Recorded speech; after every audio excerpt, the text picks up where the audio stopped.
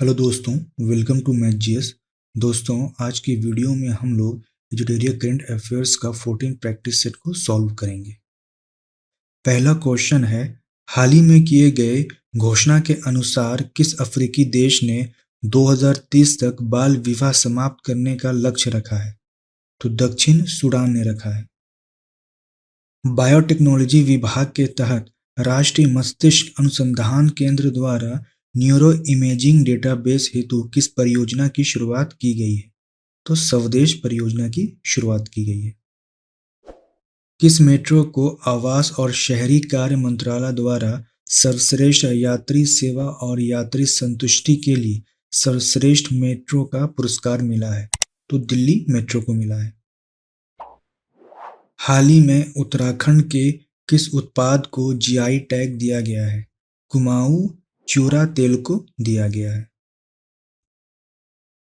मिस्र में आयोजित विश्व किक बॉक्सिंग चैंपियनशिप में अंडर 14 में किस भारतीय ने पदक जीता है?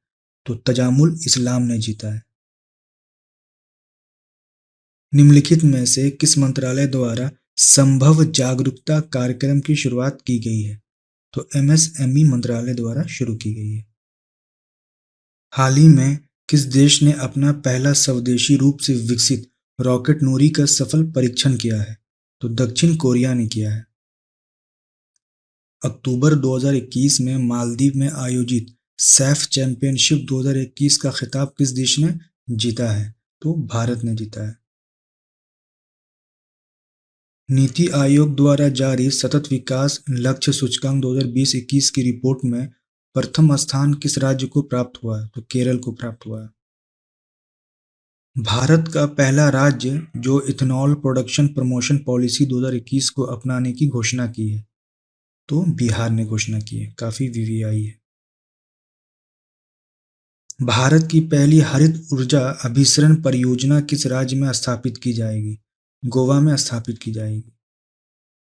28 जुलाई 2021 को विश्व भर में मनाए गए विश्व हेपेटाइटिस दिवस का थीम क्या था? Hepatitis can't wait.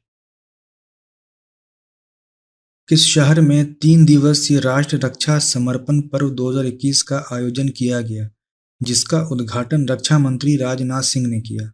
तो झांसी में किया गया। एफआईडीई शतरंज विश्व कप 2021 के विजेता कौन बने हैं? तो जैन क्रिस्टोफ डूडा बने हैं।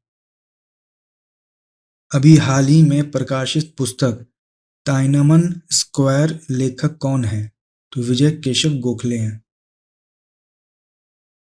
कांस फिल्म फेस्टिवल में सर्वश्रेष्ठ डॉक्यूमेंट्री हेतु गोल्डन आई पुरस्कार के विजेता कौन है? तो महेश भट्ट है। इंस्टाग्राम पर 150 मिलियन फॉलोअर्स पूरे करने वाले पहले भारतीय और पहले एशियाई कौन है? तो विराट कोहली हैं। जापान में आयोजित टोक्यो ओलंपिक 2021 के समापन समारोह में भारत के ध्वजवाहक कौन थे? तो बजरंग पुनिया थे। भारत सरकार ने संयुक्त राष्ट्र के सहयोग से शांति सैनिकों की सुरक्षा सुनिश्चित करने के लिए कौन सा मंच लॉन्च किया? तो यूनाइट एवियर को लॉन्च किया।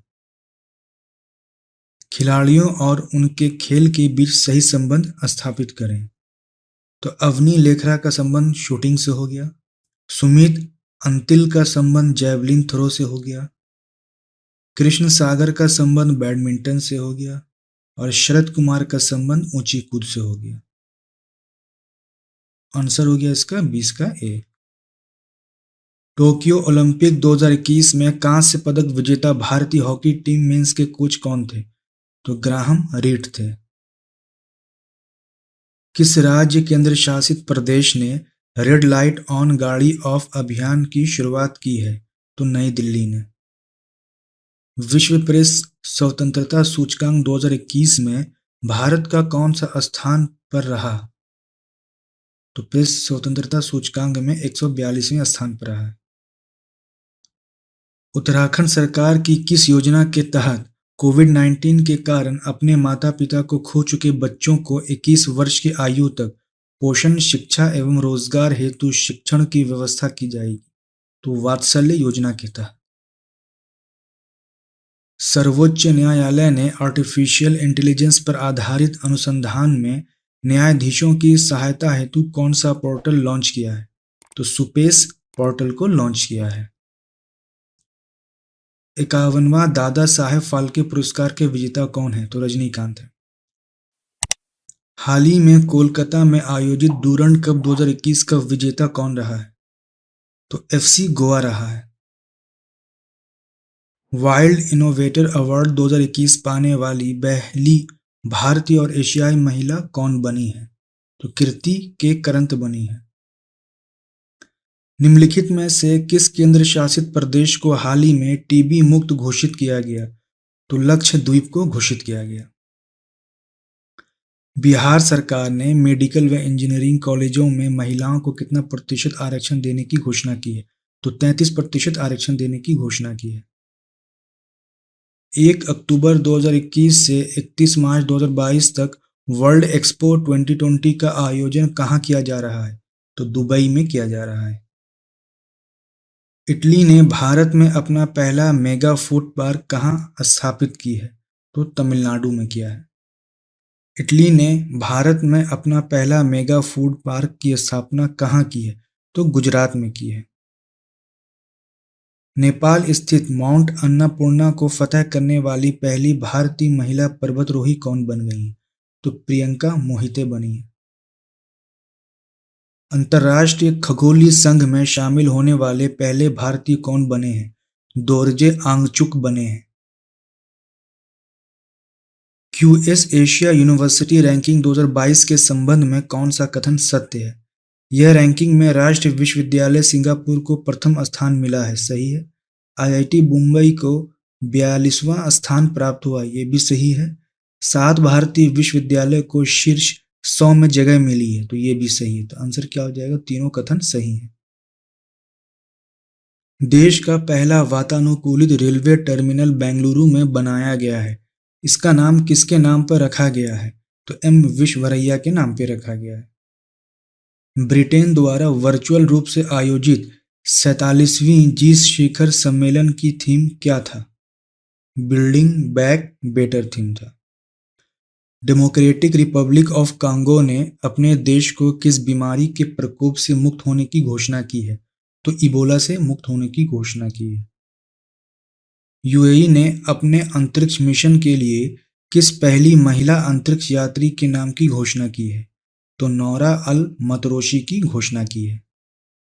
ईस्ट कोस्ट रेलवे जोन द्वारा किस शहर में कचरे से ऊर्जा उत्पादन करने वाले देश के पहले सरकारी संयंत्र की स्थापना की गई है?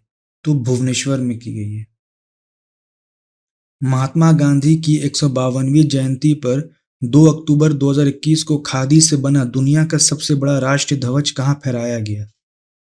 तो लद्दाख में फहराया गया। भारतीय नौसेना ने कोविड-19 महामारी से निपटने हेतु अन्य देशों से ऑक्सीजन एवं आवश्यक वस्तुओं को तेजी से लाने हेतु कौन सा अभियान चलाया था? तो ऑपरेशन समुद्र सेतु चलाया था। भारतीय नौसेना ने किस पहले विध्वंसक पोत को सेवा मुक्त कर दिया है? तो आइनस राजपूत को किया है। केटू शिखर पर पहुंचने वाला दुनिया का सबसे युवा पर्वतारोही कौन बने हैं? तो शहरोज काशिफ हैं, ये पाकिस्तान से हैं। निम्नलिखित में से किसे तेनजिंग नोर्गे राष्ट्रीय साहसिक पुरस्कार 2020 प्रदान किया गया? प्रियंका मोहिते को भी प्रदान किया गया, जय किशन को भी किया गया, श्रीकांत विश्वनाथन को भी किया। तो उपर्युक्त में से सभी हो जाएगा। नैस्कॉम द्वारा किस शहर में इंटरनेट ऑफ थिंग्स और आर्टिफिशियल इंटेलिजेंस पर केंद्रित उत्कृष्ट केंद्र लॉन्च किया गया? तो विशाखापट्टनम में किया गया। हरियाणा के मुख्यमंत्री मनोहर लाल खट्टर ने हिसार हवाई अड्डे का नाम बदलकर किस व्यक्ति के नाम पर रखने की घोषणा की? तो महाराजा अग्रसेन के नाम पर घोषणा की है। ट्यूनीशिया की पहली महिला प्रधानमंत्री के रूप में किसे नियुक्त किया गया है? तो नजला बोदेन रोमधाने को नियुक्त किया गया है। 21वां शंघाई सहयोग शिखर सम्मेलन 2021 किस देश में आयोजित किया गया? तो तजाकिस्तान में आयोजित किया गया। भारत के सबसे किडनी डायलिसिस अस्पताल का उद्घाटन कहाँ किया गया? तो दिल्ली में किया गया। तो दोस्तों 50 क्वेश्चन का ये सेट कंप्लीट हो चुका है। आज की वीडियो में इतना ही था। Thank you for watching.